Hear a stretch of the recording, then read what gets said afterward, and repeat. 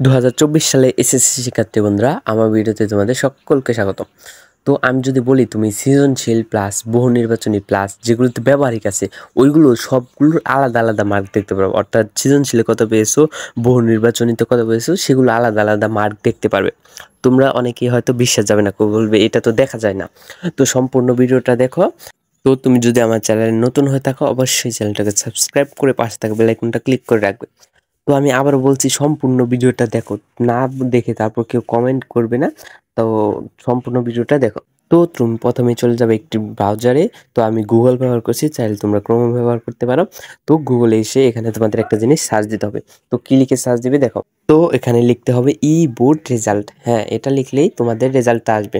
তো আমি ই board result লিখে সার্চ দিচ্ছি। তো এটা লেখা সার্চ দেওয়ার পর দেখো তোমাদের সামনে এইরকম একটা ইন্টারফেস চলে আসবে। তো এরকম একটা ইন্টারফেস আসার সাথে সাথে দেখবে এখানে অনেক অনেক ওয়েবসাইট চলে এসেছে। তো এখানে অনেকগুলোই ওয়েবসাইট শো করবে। তুমি অন্য কোনো ওয়েবসাইটের দিকে তাকাবে না, এই যে 2 নম্বরে যে ওয়েবসাইটটা আসবে সেটাই ক্লিক করবে। তোমাদের ক্ষেত্রেও হয়তো সার্চ দেওয়ার ক্ষেত্রে এটা 2 নম্বরে চলে আসবে। তো এই 2 নাম্বারটারে প্রবেশ করবে। আর এই ওয়েবসাইটটার লিঙ্ক আমি ডেসক্রিপশন বক্সে দিয়ে রাখবো, চাইলে সেখান থেকেও তুমি দেখে নিতে পারো। তো সেখানে যাওয়ার পরে এইরকম একটা ইন্টারফেস চলে আসবে। সেখানে এসে এই যে তোমার পরীক্ষার নাম, তুমি যে পরীক্ষার্থী, তো এসএসসি পরীক্ষারটা দেখাচ্ছি। এসএসসি, তারপর পরীক্ষার সাল, তুমি যত সালে পরীক্ষা দিও। তো আমি আমারটা দিয়ে দেখাচ্ছি। তো আমি 2023 সালে দিয়েছিলাম, আমি 2023 সিলেক্ট করছি। তো বোর্ডে না, আমি ঢাকা বোর্ডে ছিলাম, তো আমি ঢাকা সিলেক্ট করছি। ফলাফলের ধরন এটা হলো একক বা বিস্তারিত। তো পরীক্ষার্থীর রুল, তো আমি আমার রুল আর রেজিস্ট্রেশন দিয়ে তারপরে দেখাচ্ছি। তো দেখো, তো আমি রুল আর রেজিস্ট্রেশন দেওয়া শেষ। তো এখন এই যে একটা নিরাপত্তা চাবি দিতে হচ্ছে, এখানে একটা কোড দিতে হবে। যে লেখাটা দেখতে পাচ্ছ সেই লেখাটা এখানে দিতে হবে।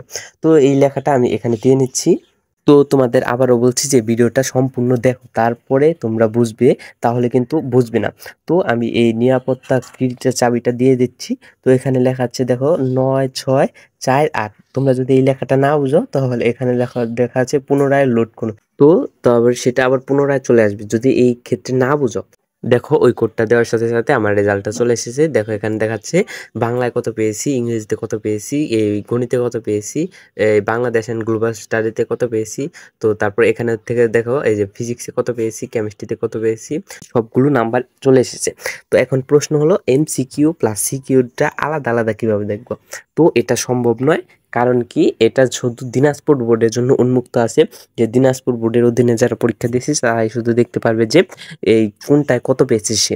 যেমন গণিতে এমসিকিউতে কত পেয়েছে প্লাস সিকিউতে কত পেয়েছে, সেটা তারা আলাদা আলাদা দেখতে পারবে। কিন্তু অন্যান্য বোর্ডের জন্য এগুলো উন্মুক্ত নয়। তো তারা এভাবেই দেখতে পারবে যে কোনটায় কত পেয়েছে। সৃজনশীল ও বহু নির্বাচনে আলাদা আলাদা নম্বর দেখতে পারবে না। তো এভাবেই তুমি তোমার নাম্বারটা দেখতে পারবে যে কোনটায় কত পেয়েছো। তো এভাবে দেখে রাখবে যাতে তুমি বুঝতে পারো যে কোনটায় কত পেয়েছো। যদি ওইটা আরো বেশি পাওয়ার কথা থাকে তাহলে তুমি বোর্ড চ্যালেঞ্জ করতে পারো। তো এই ছিল আজকের ভিডিও। যদি ভিডিও ভালো লাগে অবশ্যই চ্যানেলটাকে সাবস্ক্রাইব করে পাশে থাকবে বেল আইকনটা ক্লিক করে রাখবে। তো আজকের মতো এখান থেকে বিদায় নিচ্ছি, আর ভিডিওটি সম্পূর্ণ দেখার জন্য অসংখ্য ধন্যবাদ।